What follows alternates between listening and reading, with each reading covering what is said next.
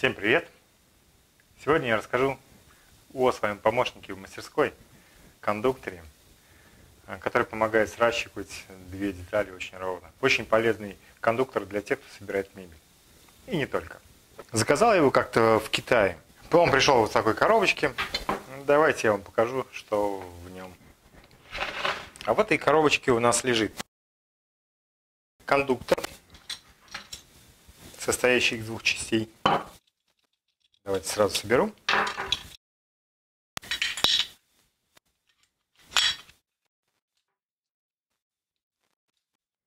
Направляющая.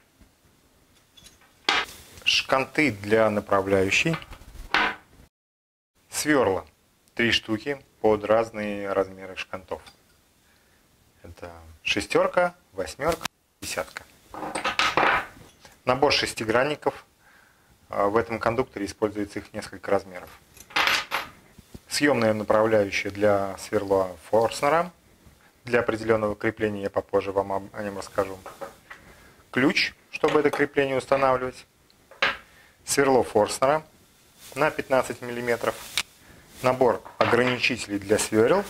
И набор направляющих для тех же сверл, только которые ставятся вот именно сюда в кондуктор.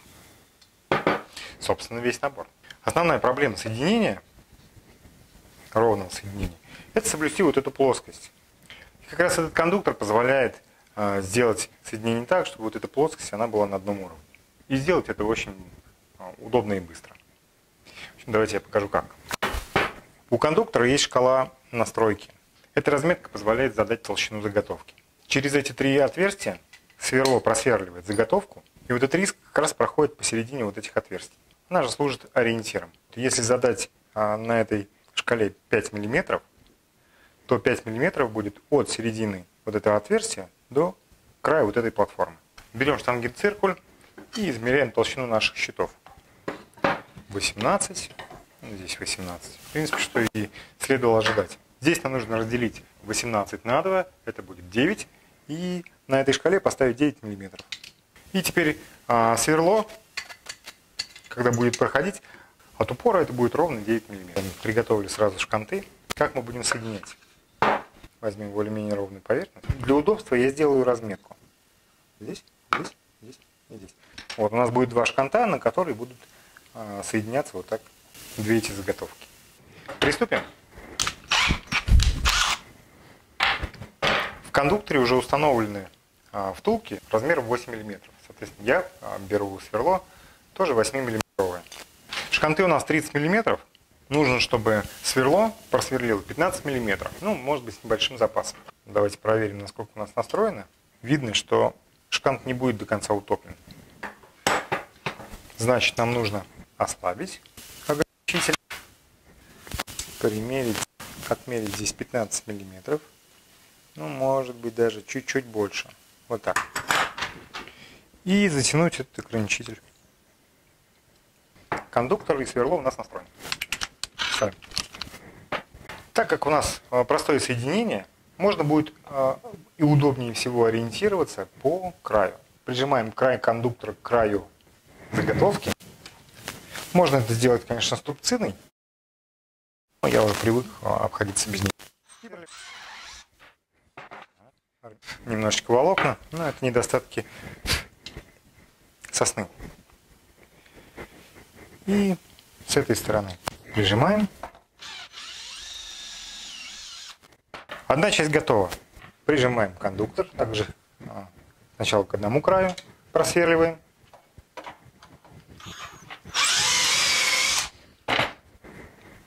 И к другому. Готово. Теперь нам нужно вставить шканты.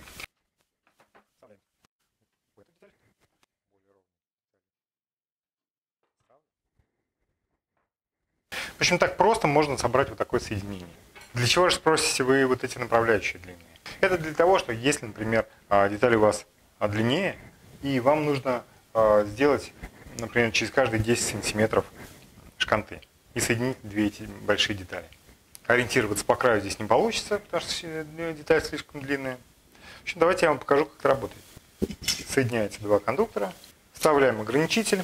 Допустим, шканты должны стоять через каждые 10 сантиметров.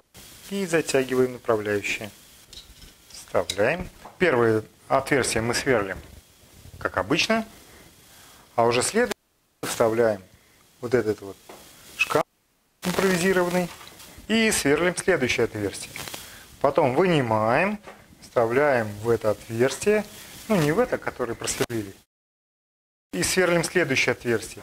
И так, насколько вам требуется. И все шканты сойдутся, станут как вот эти два, очень ровно. Ну, я думаю, с этим все понятно. Ну что, с помощью этого кондуктора можно, значит, легко получить разбираемое шкантовое соединение. Это соединение можно склеить. Вот, оно достаточно прочное, но оно неразборное. Что, если нам нужно сделать это соединение прочным, но разборным? Существуют вот такие вот мебельные соединения. Я, к сожалению, забыл, как они называются. Напишите, пожалуйста, в комментариях. Я редко ими работаю, поэтому и забываю. С помощью этого крепежа можно сделать это соединение разборным. Давайте покажу, как это делать. Так, нам понадобится кондуктор, также настроенный на 9 мм, потому что у нас толщина щита 18 мм. И нам понадобится вот это вот направляющее для сверлофорсера. Вот у этой направляющей есть, кстати, тоже риски, чтобы можно было выставлять размер. Потому что все вот эти болты, они бывают нескольких размеров, в зависимости от размера крепления нужно выставлять соответствующий размер здесь. Для моего крепления нужно поставить на 35. Устанавливаем на 35 мм. Мы возьмем то же самое соединение, просто здесь еще посередине примерно мы установим вот эту стяжку. Вот как раз нам понадобится для этих целей вот это направляющее. Сверлись.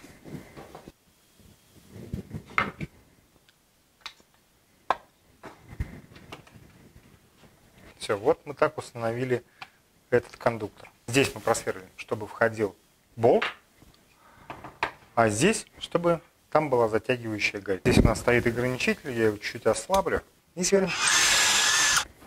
А здесь сверлим сверлом Форстнера.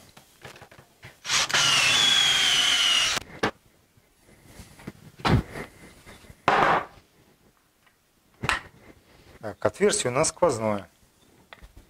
Болт отсюда пройдет. Теперь нам нужно просверлить отверстие здесь, чтобы можно было закрутить этот болт. Делать я это буду тоже с помощью этого кондуктора. Все то же самое. Только сверло здесь использовать нужно поменьше. Здесь как раз подойдет четверка. Я просверлю на глаз примерно по этим направляющим. Здесь это делать совсем немножечко. И теперь вот сюда нам нужно вкрутить вот этот болт. И устанавливаем шканты. И собираем всю конструкцию.